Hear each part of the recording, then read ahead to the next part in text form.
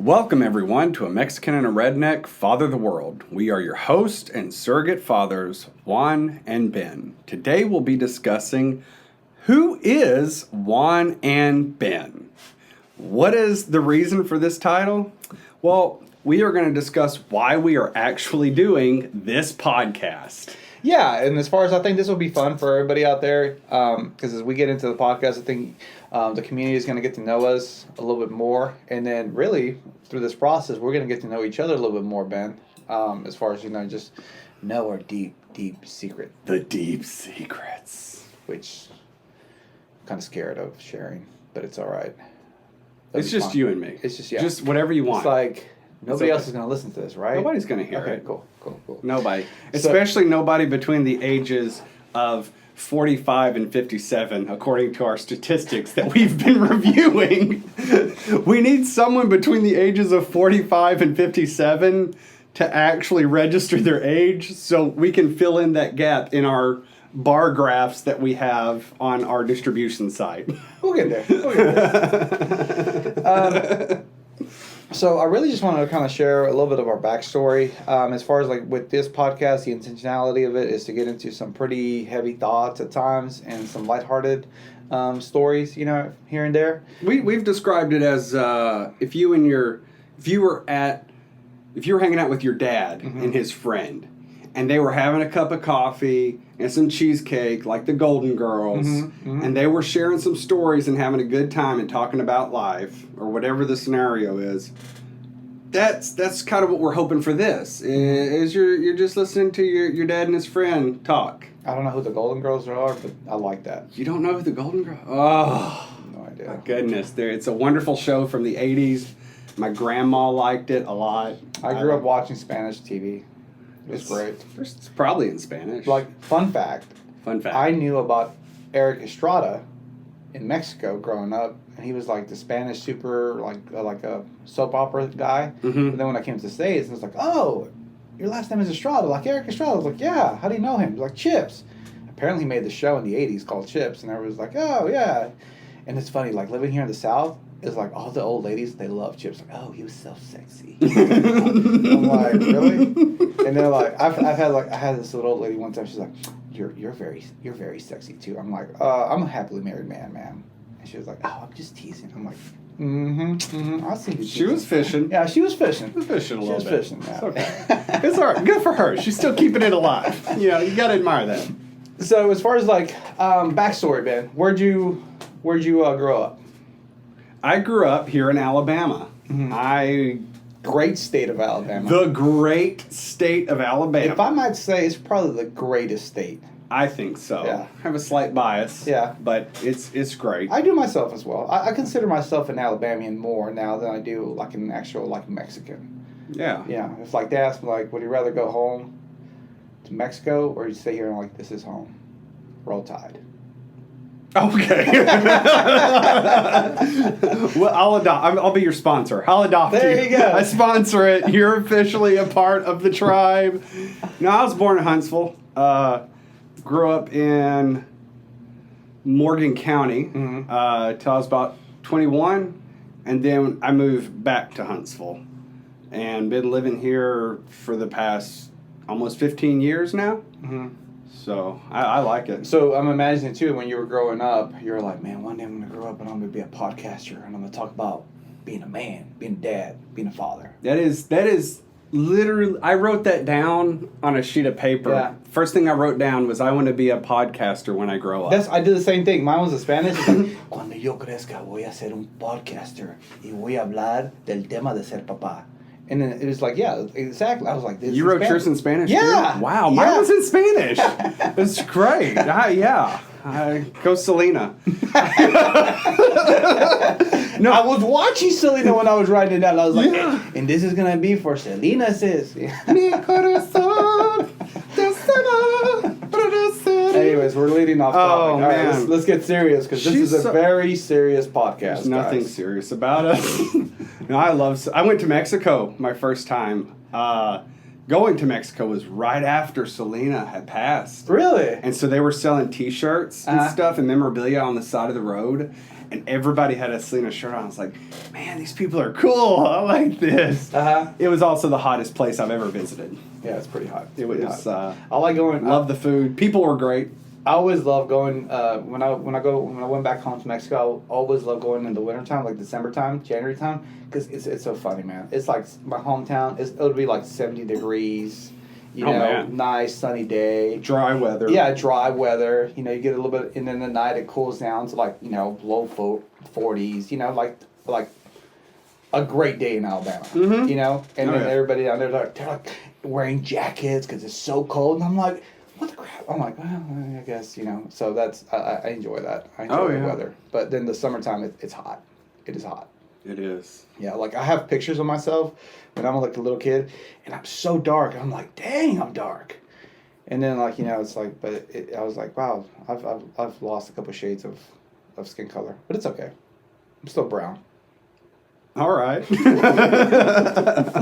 Anyways, so going back to the story, so growing up, tell me a little bit about it as far as like your family life. What caused you to finally grow up and say, hey, I'm going to do a podcast? Is this would you say that your background influenced this, or why are we doing this? I would say that everyone's background influences everything they do. Mm-hmm. Broad stroke statement.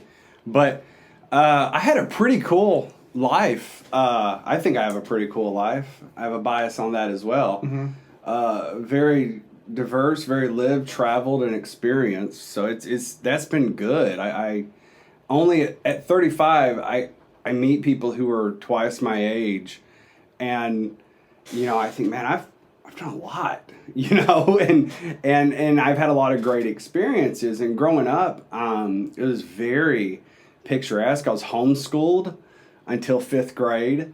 And then in the 6th grade, my parents were like, we're going to have to put you in public school because basically my dad got injured and couldn't support our family anymore.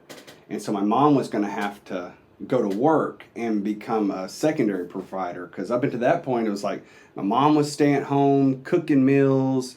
We had our little community of homeschoolers and everything. I mean, it was pretty cool, and a very safe, loving environment. And then my dad got injured, I think, when I was about 7. And then I had to go to they said, well, we're going to help transition you into public school by putting you in private school. So in 6th grade, I go to private school. Mm. But I was never going to stay. It was kind of strange to me. And then they put me in a new school in 7th grade, which was kind of made it harder. And that created some insecurities and issues. And it's like, okay, I'm in a new school again for the 2nd year in a row.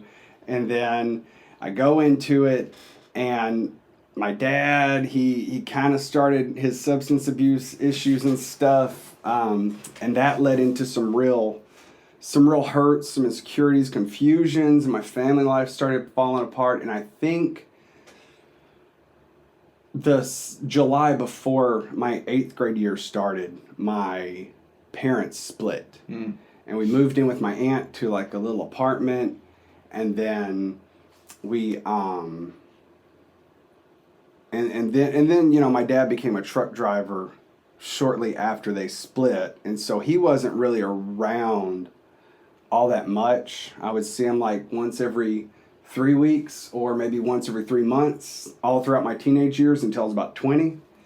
And then he came home and I started like getting to know him better again and stuff. But so there was a lot of confusion, and I had some great men come into my life who worked with social, like city organizations, volunteer nonprofits and stuff. And they were really willing to mentor me. And that's one thing that I always thought, man, if I could do that, if I could mentor that kid that comes from that divorced family where he might not have known his dad, and he couldn't, he just kind of feels lost, confused. I don't know what to do with there's some basic principles that you really need growing up. I thought, man, if I could ever do that, because I had these men, and this guy named Ken, he opened up his home to me, and him and his wife, Kelly, would just, let us come over and hang out, and I would see him with his kids, and I was like, this guy's amazing. And even what age was that? About 19 through 26. Oh, wow. Okay. He moved away and went and took a job in Egypt. Oh, wow. Because okay. he's amazing like that. Mm-hmm. Shout out to Ken and Kelly. They're amazing humans. I hope to be like them when I grow up one day. But they opened their home up to me, and I got to see how they made sure to put their kids to bed on a schedule, and they talked to them and how they interacted with them. I'm like, what is this domestic life with these married parents and their kids? And oh, it was amazing. He was an amazing human. He is an amazing human. Oh, wow. But but I thought, man, if I could be like that. And so that's kind of my reasoning behind this, why I want to do this, is so I can kind of open the door of my house up to all of you listening. that is so cool. I didn't realize that. That is so cool, man. Yeah. I just learned something new about Ben. Yeah. It took us having to do a podcast to learn this about you. It's okay. We had to have a reason. Men are project focused. So, at what age did you? Was there a point in your life when you realized, like, oh wait, I have a broken home, and I want something better? I knew that all families had problems. I knew that some were divorced. But a lot of my friends' parents were divorced, so I just assumed this was like, kind of, some people are married, some people are divorced. Like my friends' parents were divorced, I should say. But I didn't really know that we had there was issues until I started getting around people who had like married parents, and I was like, that's what this is like? Oh, this is what a good home? And I got around some people who were like really pushing. I'm like, oh, it can be better? Which, don't get me wrong, my mom's amazing, and my dad was a really good dude, and they both loved me a lot. So I always felt love from them. They never, like, abused me in any way. They always tried to take care of us, and I would say we had everything we needed, and sometimes things we wanted. Mm-hmm. So I'm not just going to be like, poor me, my life was so hard. Because I honestly didn't know that we were kind of like strapped for cash and a little on the poorer side. For a long time. I just thought, this is the way it is, and I didn't know we had a broken issue. I'm like, well, it's hard, but this is just the way it is, and I think sometimes I'm an eternal optimist, and I always look on the bright side, even in the worst situations, like, how can I better myself and go for this? So. Mm-hmm. That's good, though. I mean, I feel like that was kind of a little bit of my backstory. It's funny, as I've gotten to know you, I find realizing, like, obviously, we're two very different individuals, and then even we grew up in very different parts of the country, very different parts of the world. But there's a lot more in common with us than there is difference. And one thing that excites me about doing this podcast, I feel like family is a universal thing. Issues with family is a universal thing. Oh yeah. It doesn't matter where you're at. You're gonna when you have a bad dad in your family, like it. It doesn't matter what creed, religion, background, whatever. It's just like, oh man, I had a crappy home. But man, when you have a good dad in your family, it's like it. You're like, wow, that's what I want to be. That guy stretches me. I want to be like that. You know what comes to mind when you say that? You remember that movie World War Z? Yeah. With the virus gets loose. Yeah. You talking about 2020, right? World War Z. That happened last year. Oh no, the movie. Yeah, no. No, it's got Brad Pitt. Super amazing. Yeah, Brad Pitt is gonna save the world. Yeah, he is, and he's gonna do it. Come on, Brad Pitt, hurry it up. Do it handsomely. It's 2021. What are you doing?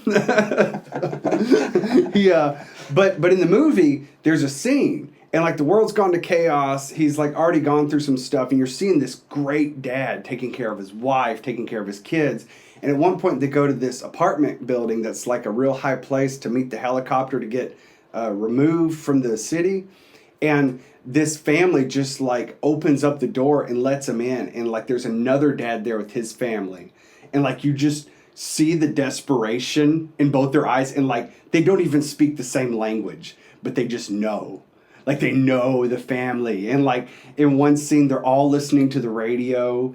And the son speaks English, but the parents don't. So he's like translating and like hands him a beer. Like the dad of the house, like, the world's going to crap, but we can still relate on being dads. So he hands them the beer, and he's like, oh, they're like drinking it. And it's like, you just, as a man, you watch it, you're like, oh, if I were in that situation, another guy offering me a beer as comfort, like that bond they had, you know.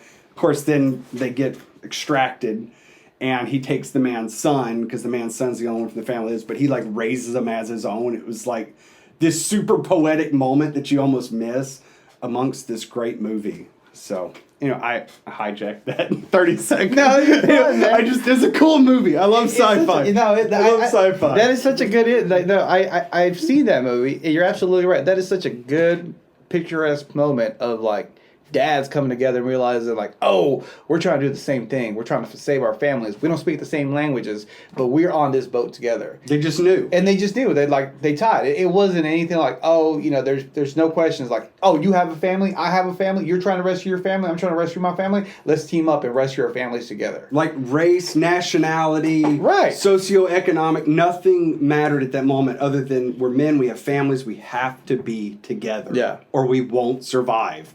And they had nothing to offer other than like, here's a beer. Yeah. Here's my radio. You can sleep in my house. This is the best I've got. And like Brad Pitt's character had this like eternally grateful thing to him. Man, I love sci-fi. Man. Well, guys, with that being said, I want to thank y'all for listening to A Mexican and Redneck Follow the World. We love you, and we are proud of you. Obviously, this podcast is probably going to have a part 2 of it, so stay tuned for that.